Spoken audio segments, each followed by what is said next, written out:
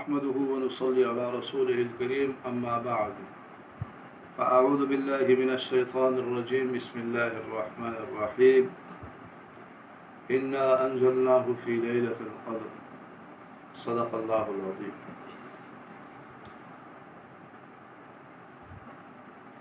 معزز ناظرین کرام،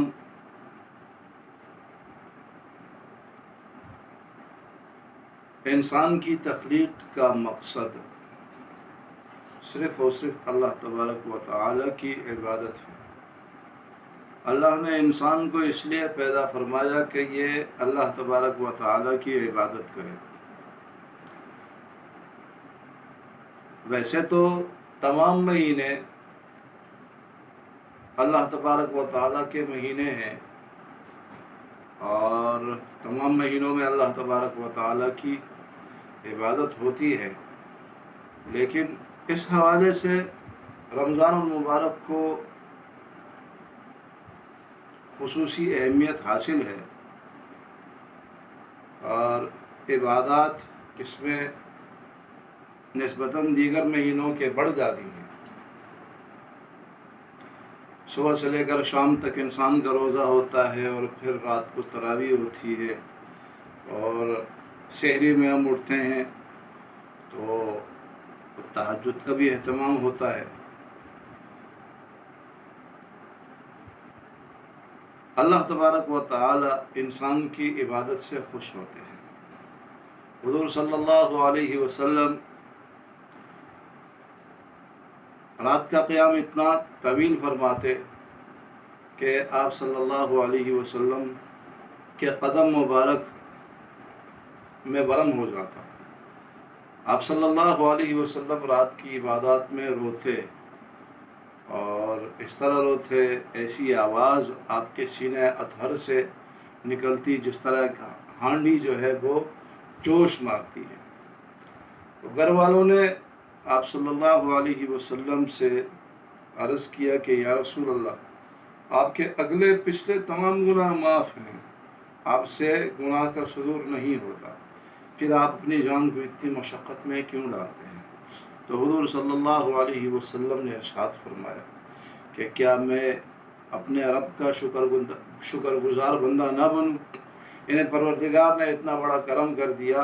کہ میرے اگلے پچھلے تمام گناہ معاف فرما دیے اور گناہ کا صدور مجھ سے نہیں ہوتا۔ تو اب اللہ تبارک و تعالیٰ کا شکریہ میں ایسے ادا کرتا ہوں کہ میں اللہ تبارک و تعالیٰ کی عبادت کرتا ہوں ایسے طریقے پر۔ تو آپ صلی اللہ علیہ وسلم نے عبادت کا اس طرح اہتمام فرمایا پروردگار کو خوش کرنے کے لیے، تو ایک امتی کو بھی چاہیے کہ وہ اللہ تبارک و تعالیٰ کی عبادت کرے، خاص کر رمضان میں، اور پھر رمضان کے آخری عشرے کی تاخیراتوں میں عبادت کا اہتمام کرے۔ آج جو آنے والی رات ہے یہ 27ویں شب ہے اور ہمارے ہاں ایک عام رواج چلا آیا ہے کہ ہم اس رات کو بڑی اہمیت دیتے ہیں اور ویسے بھی یہ اہمیت کی حامل ہے کہ اللہ تبارک و تعالی نے قرآن کریم کو آخری عشرے کی راتوں میں یعنی 27ویں کی شب اللہ تبارک و تعالی نے قرآن کریم کو نازل فرمایا۔ تو اس حوالے سے اور اس اعتبار سے 27ویں شب کو انتہائی اہمیت حاصل ہے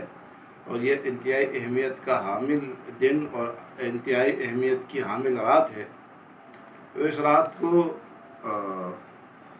بنسبت اور راتوں کے ہمیں زیادہ عبادت کا اہتمام کرنا چاہیے، اور پچھلے ایک درس میں نے آپ حضرات کے سامنے یہ بات عرض کی تھی کہ ویسے تو تاخیراتیں جو آخری عشرے کی ہیں اللہ تبارک و تعالی نے شب قدر کو اس میں کسی ایک رات کے ساتھ مخصوص نہیں فرمایا، بلکہ شب قدر آخری عشرے کی راتوں میں گردش کرتی ہے۔ لیکن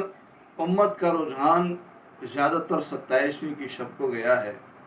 اور باقاعدہ اس پر عقلی دلائل بھی دیے ہیں، نقلی دلائل بھی دیے ہیں، یہاں تک کہ بعض بزرگان دین فرماتے ہیں کہ انا انزلناہ فی لیلۃ القدر، اس میں لفظ لیلۃ القدر 3 دفعہ واقع ہوا ہے، 3 دفعہ اس کا ذکر آیا ہے، اور لیلۃ القدر کے الفاظ وہ 9 ہیں، 9 کو جو ہم 3 سے ضرب دیں گے تو یہ 27 بنتے ہیں، لہذا زیادہ تر احتمال یہ ہے کہ لیلۃ القدر کا وقوع 27ویں کی شب کو ہوتا ہے، اور بعض نے کہا کہ لفظ حتیٰ یہ انتہا اور غایے کے لیے آتی ہے،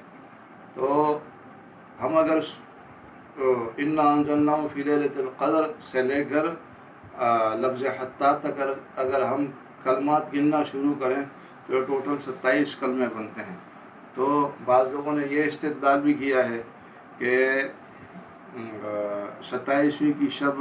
کو جو ہے لیلۃ القدر کا وقوع زیادہ ممکن ہے، لفظ حتیٰ کو لے کر اس کو دلیل بنا کر وہ اس بات کو جو ہے وہ بیان کرتے ہیں۔ بہرحال لیلۃ القدر تو اللہ تبارک و تعالی نے کسی ایک رات کے ساتھ اس کو خاص نہیں فرمایا، لیکن 27ویں کی شب کو اس کا زیادہ احتمال ہے کہ اس کا وقوع ہو، لہذا آج کی رات یعنی جو آئندہ رات آ رہی ہے یہ 27ویں کی شب ہے، اور ہمیں چاہیے کہ اس رات میں ہم زیادہ سے زیادہ اپنے گناہوں کی بخشش اللہ تبارک و تعالی سے کریں اور گناہوں کی معافی مانگیں،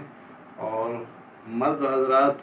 مساجد میں اس رات کی احیاء کا اہتمام فرمائیں، اور خواتین گھروں میں اس رات کو جو ہے اٹھ کر ذکر و اذکار، نوافل، توبہ استغفار، جو بھی دعائیں وہ پڑھ سکتی ہیں ان دعاؤں کا اہتمام فرمائیں۔ وآخر دعوانا الحمد للہ رب العالمین۔